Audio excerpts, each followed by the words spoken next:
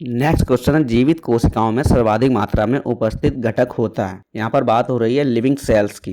तो ऑप्शन है carbon, hydrogen, जल और ऑक्सीजन। आप सभी ने एक शब्द सुना होगा प्रोटोप्लाज्म। यह एक ओल्डर टर्म है और किसके लिए यूज होता था?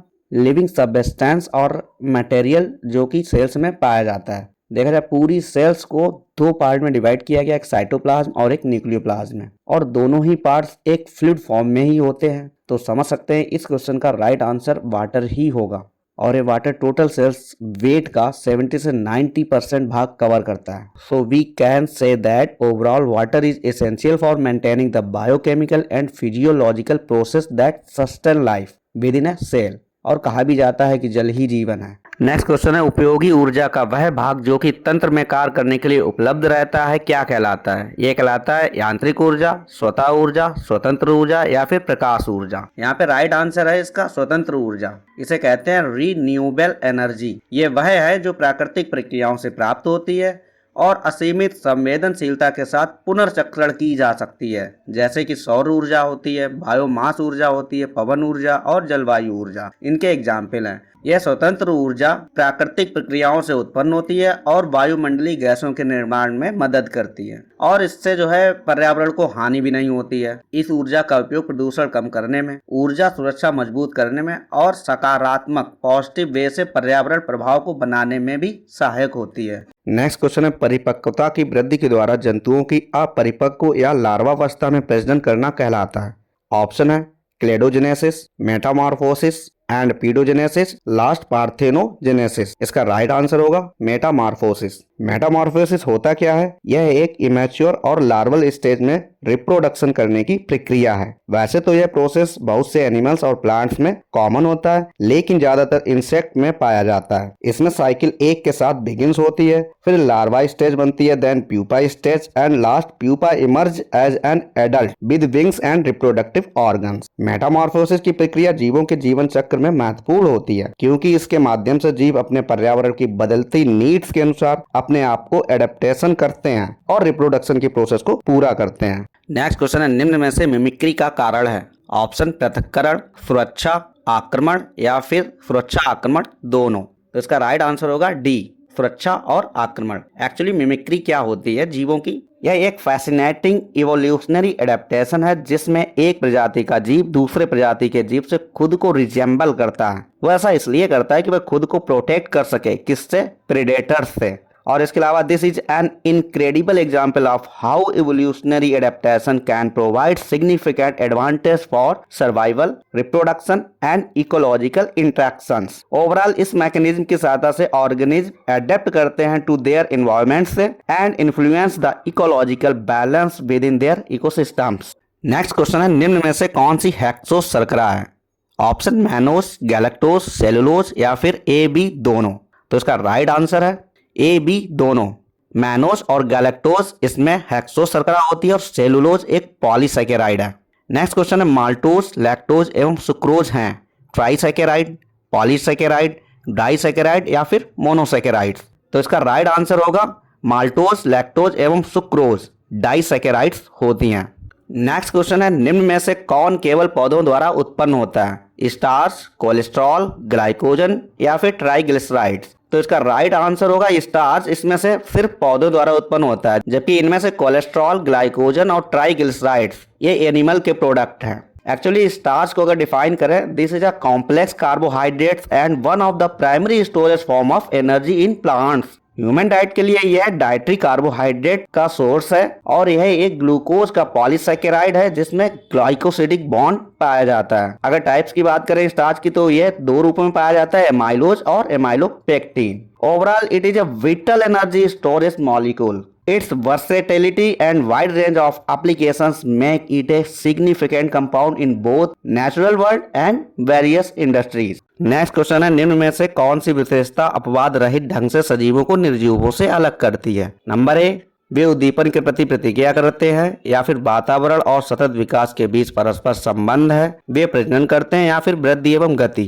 सबसे विशेषता अलग है सजीवों की निर्जीवों से कि वो प्रजनन करते हैं। तो option C is right. Actually reproduction है क्या, जिसे प्लांट्स एनिमल के लाइफ साइकिल में निरंतर बदलाव के रूप में डिफाइन किया जा सकता है। यह बायोलॉजिकल प्रोसेस है जो जीवों का सबसे यूनिक फीचर्स है, जो सजीवों को निर्जीवों से अलग करती है। It is a crucial aspect of life and play a central role in the survival and evolution of species।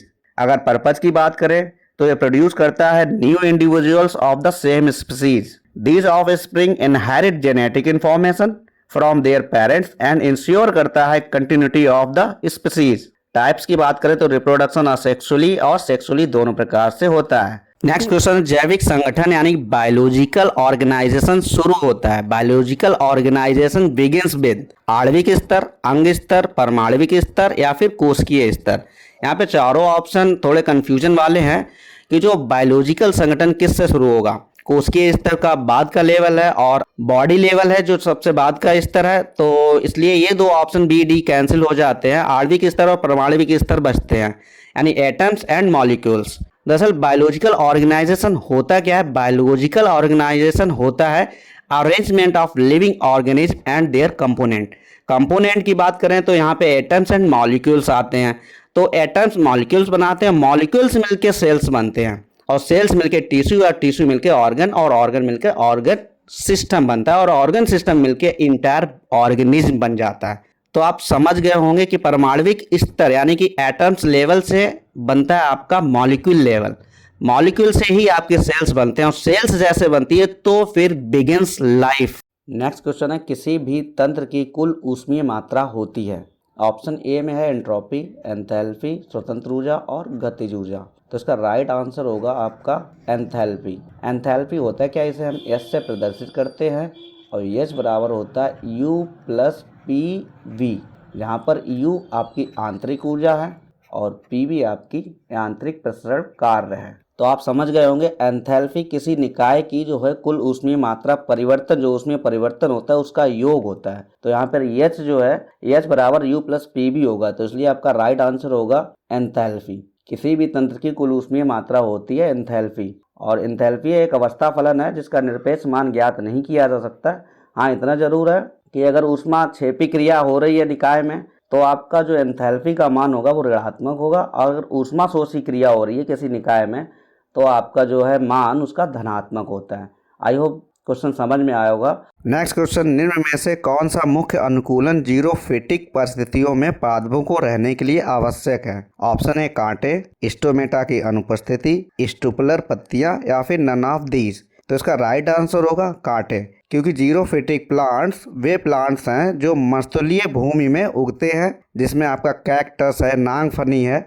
दरअसल जीरोफिटिक प्लांट्स की पत्तियां कांटों के रूप में परिवर्तित हो जाती हैं। वो ऐसा इसलिए करते हैं एडेप्टेशन के कारण, वो अपने आप को अनुकूल बना सकें उस मौसम के लिए जहाँ पे आपकी पानी की कमी हो, क्योंकि पत्तियां जो हैं बाष्पोत्सर्जन से आपका क्या है वाटर का लॉस करती हैं, फोटोसिंथेसिस होता है, ठीक है, उन्हें पानी की नीड्स ज़्यादा होती है। तो ऐसे प्लांट ये चाहते हैं कि हम ऐसे में ऐसे सर्वाइव कर सकेंगे जहां हमें पानी की कम आवश्यकता पड़े। नेक्स्ट क्वेश्चन है, कौन पक्षियों का वायवीय अनुकूलन नहीं है?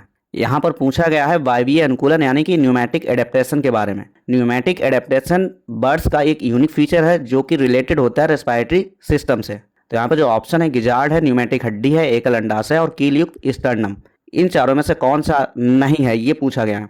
सेकेंड ऑप्शन न्यूमैटिक बोन्स, पक्षियों की हड्डी एयर फिल्ड स्पेस जो उड़ने में सहायता प्रदान करती हैं। थर्ड ऑप्शन एकल अंडाशय सिंगल ओवरी, पक्षियों को रिड्यूस वेट यानी कि उनका वजन कम करने में सहायक होती है, क्योंकि अगर डबल होंगी तो वेट बढ़ेगा तो उड़ने में उनको दिक्कत होगी। ऑप्शन डी कीलयुक्त स्टर्नम, ये एक अटैचमेंट पॉइंट है जो पावरफुल फ्लाइट मसल्स की तरीके से वर्क करता है और प्रोवाइड करता है एक structural support for the birds wing. तो ये तीनों ऑप्शन बी सी डी ये आपके न्यूमैटिक एडेप्टेशन में यूज होते हैं, जबकि ये गिजार्ड है ये डाइजेस्टिव सिस्टम से रिलेटेड है ना कि रेस्पिरेटरी सिस्टम से। तो इसलिए जो ऑप्शन गलत है इसमें वायवीय अनुकूलन में नहीं आता है वो होता है गिजार्ड। नेक्स्ट क्वेश्चन है, जल अपघटन किस प्रकार की क्रिया है? ऑप्शन विदलन, संघनन, इलेक्ट्रॉन का स्थानांतरण या फिर पुनर्व्यवस्था। क्वेश्चन में जल के हाइड्रोलिसिस की बात नहीं हो रही है, यहाँ पर बात हो रही है जल क्षरण यानी कि वाटर इरोजन की। तो इसका राइट आंसर होगा वाटर इरोजन एक प्रकार का विदलन होता है जिसे हम क्लीवेज कहते हैं। ये क्लीवेज क्या होता है? खनिज विज्ञान में क्रिस्टलीय पदार्थों का कुछ निश्चित क्रिस्टलोग्राफिक संरचना तलों के टूटने की प्रवृत्ति क्लीवेज कहलाती है। Actually water erosion is a geological process. इसमें शामिल होता है removal of soil, sediment and rock material from earth surface. किसके थ्रू? एक्शन ऑफ वाटर के थ्रू जो है तलों के टूटने का, सेडिमेंट, रिमूवल ऑफ सॉइल, ये सारी चीजें होती हैं। अगर एडवांटेज की बात करें वाटर इरोजन का तो land form creation, renewal of natural process और सेडिमेंट ट्रांसपोर्ट। अगर डिसएडवांटेज देखें तो सॉइल का लॉस होता है, फ्लूइड्स आती हैं, loss of biodiversity, water pollution और loss of cultural and historical sites. Question है कार्बोहाइड्रेट्स पृथ्वी पर प्रचुर मात्रा में उपस्थित जैव अणु हैं जो निम्न के द्वारा उत्पादित होते हैं। ऑप्शन ए कुछ जीवाणु, शैवाल एवं हरिपादप कोशिका के द्वारा। सेकेंड कवक, एल्गी एवं हरिपादप कोशिका। ऑप्शन सी सभी जीवाणु, कवक एवं शैवाल अथवा विषाणु, कवक या जीवाणु से। तो इसका राइट आंसर होगा ऑप्शन ए कुछ जीवाणु, शैवाल एवं हरिपादप कोशिका। यहाँ पे कवक से कार्बोहाइड्रेट प्राप्त नहीं होता है ऑप्शन बी में, तो इसलिए option B cancel. Number C सभी जीवाणु कार्बोहाइड्रेट नहीं देते हैं। और लास्ट ऑप्शन में विषाणु जो है वायरस से भी जो है आपका जो है कार्बोहाइड्रेट्स नहीं मिलता है। तो इसलिए राइट आंसर होगा कुछ जीवाणुओं से, एल्गी से और प्लांट सेल से जो है कार्बोहाइड्रेट्स प्राप्त होते हैं। एक्चुअली कार्बोहाइड्रेट्स होते क्या है? ये एक ऑर्गेनिक कंपाउंड्स हैं जो primary source of energy for living organism के लिए जाने जाते हैं। आई होप क्वेश्चन अच्छा लगा होगा। थैंक्स।